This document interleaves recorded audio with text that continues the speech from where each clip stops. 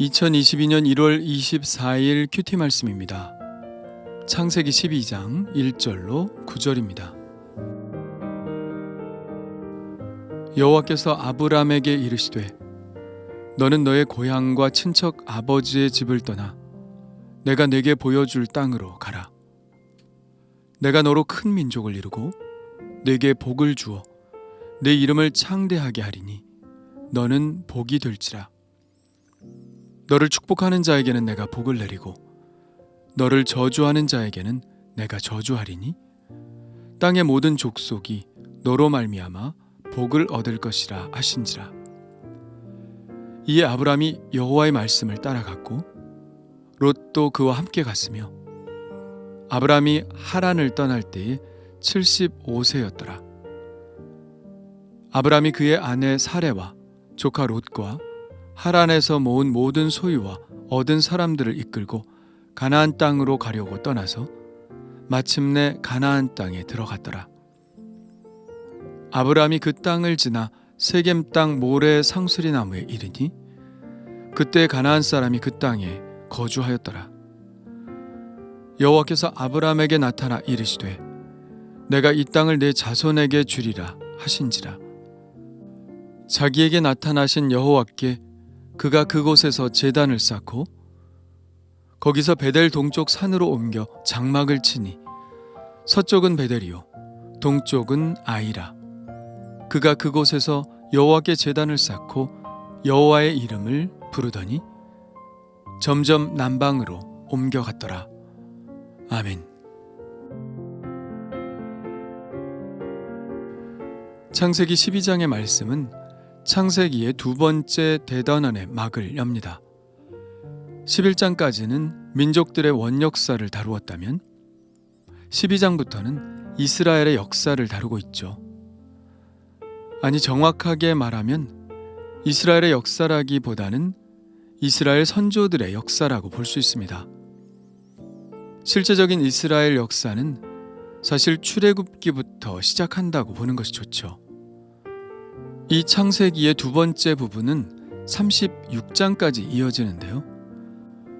아브라함부터 애굽으로의 이주가 이루어지기까지 아브라함과 이삭과 야곱의 이야기를 다루고 있습니다. 이 선조들의 이야기의 주제가 되는 것은 하나님의 약속이죠. 이 약속은 아브라함과 이삭과 야곱과 요셉 모든 선조들에게 계속해서 반복되고 있습니다. 바로 그들의 후손들이 큰 민족을 이루게 될 것이라는 것과 또 그들이 자신들만의 땅을 소유하게 되리라는 것이죠. 오늘 말씀은 이 약속을 첫 선조인 아브라함에게 하시는 장면인데 민족의 약속과 땅의 약속보다 훨씬 더 큰 약속을 주고 계십니다. 여호와께서 아브라함에게 이르시되 너는 너의 고향과 친척과 아버지의 집을 떠나 내가 네게 보여줄 땅으로 가라. 내가 너로 큰 민족을 이루고 네게 복을 주어 네 이름을 창대하게 하리니 너는 복이 될지라. 너를 축복하는 자에게는 내가 복을 내리고 너를 저주하는 자에게는 내가 저주하리니 땅의 모든 족속이 너로 말미암아 복을 얻을 것이라 하신지라. 크게 세 가지의 약속이 들어있죠. 내게 보여줄 땅이라는 말에서 땅의 약속을, 내가 너로 큰 민족을 이루고라는 민족의 약속을 보여주고 있는데 세 번째 약속은 그 지평이 훨씬 더 큽니다. 그것은 바로 땅의 모든 족속이 아브라함으로 말미암아 복을 얻게 될 것이라는 약속입니다. 땅의 모든 족속은 이미 10장에서 민족들의 계보를 이야기할 때 그리고 11장에서 바벨탑 이야기를 할 때 이미 전제한 것입니다. 하나님은 그 수많은 민족들을 염두에 두고 계시다는 것을 알 수 있는데 아브라함에게 한 이 약속은 아브라함과 그 후손에게만 주신 약속이 아니라 결국은 앞서서 교한 모든 민족들을 향한 약속이라는 것을 알 수 있습니다. 참으로 놀라운 것은 우리가 보고 있는 이 성경의 방대한 기록이 이 약속을 성취하는 과정을 보여주고 있다는 것이죠. 당시 아브라함은 이 하나님의 약속을 어느 정도까지 신뢰했는지 모르겠습니다. 적어도 지금 우리가 보고 느끼고 확신하는 만큼은 아니었을 것 같습니다. 그는 그림자만 보았을지 모르죠. 그러나 지금 우리는 이 약속이 틀림없이 이루어지고 있는 사실을 확인할 수 있습니다. 그래서 더 아브라함의 믿음이 귀한 것이죠. 그는 보지 못하고 믿었으니까요. 히브리서는 이 믿음에 대해 이렇게 말씀합니다.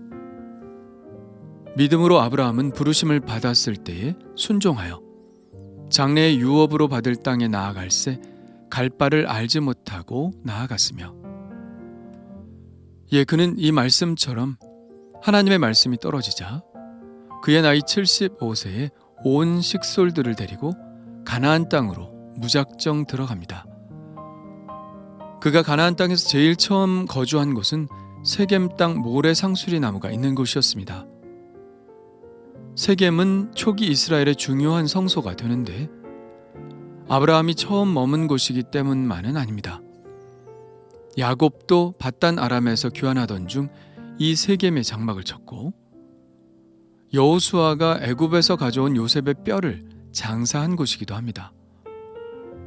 여호수아는 이곳에서 세겜 대회를 열고 오직 여호와 하나님만 섬길 것을 다짐받기도 했죠.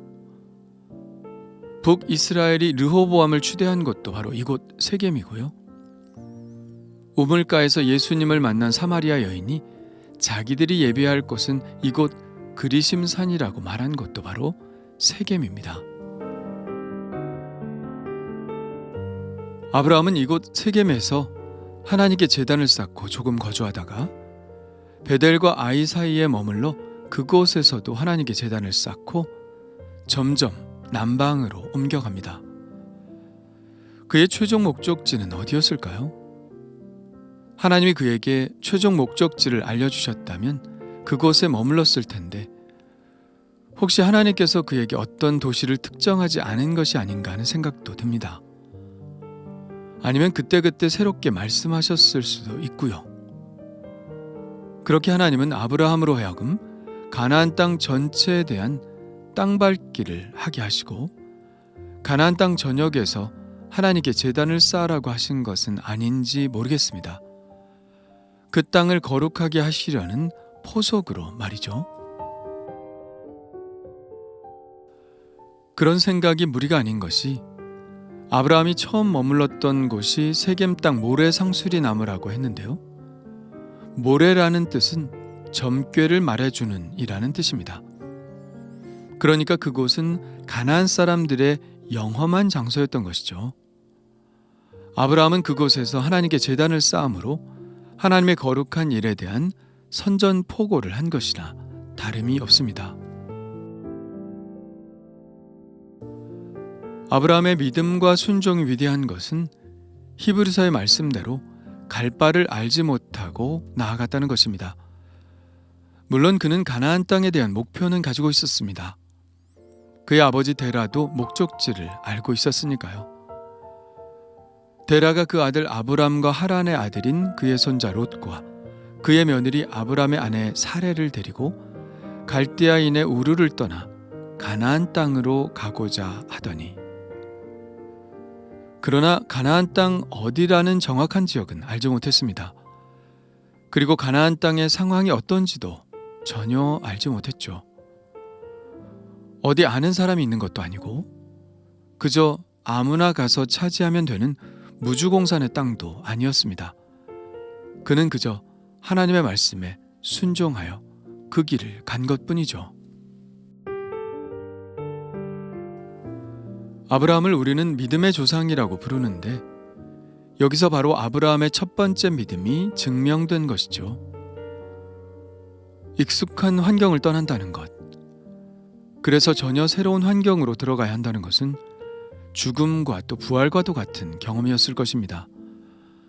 마치 태아가 탯줄을 끊고 새로운 환경으로 나가 크게 울음을 우는 것과 다르지 않죠. 익숙한 환경을 떠나는 것은 죽기보다 어려운 일이고 죽음을 각오해야 하는 일입니다. 새로운 환경에서 걸음마를 시작하는 것도 참으로 어려운 일이고요. 그러나 그는 이 어려운 일을 시작합니다. 오직 믿음으로 이 일을 시작하죠. 어린아이가 엄마의 사랑에 기대어 과감한 생명의 모험을 시작하듯이 아브라함은 하나님의 돌보심을 믿고 이 믿음의 여정의 첫 발을 뗀 것이죠. 그가 받은 약속은 땅과 민족의 약속뿐 아니라 그 자신이 복이 되는 약속입니다. 너는 복이 될지라. 우리는 흔히 복은 외부에서 오는 것이라고 생각합니다. 내가 복이라는 생각은 하지 못하죠. 농사가 잘 된다든지, 사업이 잘 된다든지, 자식이 잘 된다든지, 명예를 얻는다든지, 이런 것들을 복이라고 생각하고 이런 것들은 모두 외부에서 오는 것이라 생각하죠. 그러나 하나님은 전혀 새로운 개념의 복에 대해 말씀하고 계십니다. 내 자신이 복이라고 말씀하시는 것이죠. 내가 복을 받는 것이 아니라 내가 복이 될 때 내가 가는 곳마다 복된 일이 일어나고 내가 만나는 사람마다 이 복을 얻게 된다는 것입니다. 그러나 그렇다고 해서 내가 복을 주는 주체가 된다는 것은 아니죠. 그저 나는 복의 통로가 되는 것일 뿐, 복을 주시는 주체는 바로 하나님이시죠. 그렇다면 복의 통로가 될 수 있는 사람은 누구일까요? 바로 하나님을 신뢰하는 사람입니다. 아브라함처럼 하나님을 신뢰하고 신뢰함으로 하나님과의 특별한 관계 속에 있는 자가 바로 하나님의 복의 통로가 될 수 있는 것이죠. 예, 그렇습니다. 무엇을 하느냐가 중요한 것이 아니고 또 어디로 가느냐도 중요한 것이 아닙니다. 내가 하나님과의 특별한 관계 속에 있게 되면 내가 무엇을 하든지 어디로 가든지 형통한 삶을 살게 되는 것이니까요. 이스라엘 선조 이야기의 마지막에 나오는 요셉이 바로 그런 복을 끼치는 영향력에 대해 그대로 우리에게 보여주고 있습니다. 요셉은 비록 노예였지만 그가 그 집에 들어감으로 시위대장 보디발의 집이 복을 받았습니다. 또 감옥에 갔지만 감옥이 복된 자리가 되죠. 외부에서 그에게 밀어닥친 상황은 결코 복이라고 할 수 없지만 그 사람 자체가 복이기 때문에 어디를 가든지 형통한 역사가 일어난 것입니다. 결국 애굽 전체가 요셉 때문에 복을 받았죠. 하나님의 이 복의 약속은 우리에게도 그대로 이어집니다. 아브라함이 믿음의 조상이라는 것은 바울이 말한 대로 유대인의 조상이라는 이야기가 아니라 모든 믿음 있는 자들의 조상이라는 것입니다. 율법에 속한 자에게 뿐만 아니라 아브라함의 믿음에 속한 자에게도 그러하니 아브라함은 우리 모든 사람의 조상이라. 이 말씀은 바로 우리도 하나님을 믿는 자로서 아브라함처럼 복이 되는 사람이라는 것이죠. 그를 통해 모든 민족이 복을 받는 이 믿음은 이제 우리에게 이어져 우리가 이 세상의 모든 민족에게 복을 전하는 사람이 된 것입니다. 예수님이 우리에게 분부하신 것과 같죠. 그러므로 너희는 가서 모든 민족을 제자로 삼아 아버지와 아들과 성령의 이름으로 세례를 베풀고 내가 너희에게 분부한 모든 것을 가르쳐 지키게 하라. 볼지어다 내가 세상 끝날까지 너희와 항상 함께 있으리라 하시니라. 그러므로 내가 복입니다. 내가 세상에 복된 소식을 전하는 복의 통로입니다. 오늘도 하나님을 신뢰함으로 이 세상에 복이 되는 사람으로 살기를 원합니다. 순종하여 살기를 원합니다. 주님 감사합니다. 아브라함처럼 하나님을 신뢰하게 하여 주옵소서. 아브라함처럼 복이 되게 하시고 모든 사람에게 복을 전해주는 통로가 되게 하여 주옵소서. 주님을 믿사오니 어디로 이끄시든 그리로 가게 하시고 어디에 머물게 하시든 거기에 머물게 하여 주옵소서. 제 삶의 주권은 하나님께 있으니 오늘도 저를 이끌어 주옵소서. 예수님의 이름으로 기도합니다. 아멘.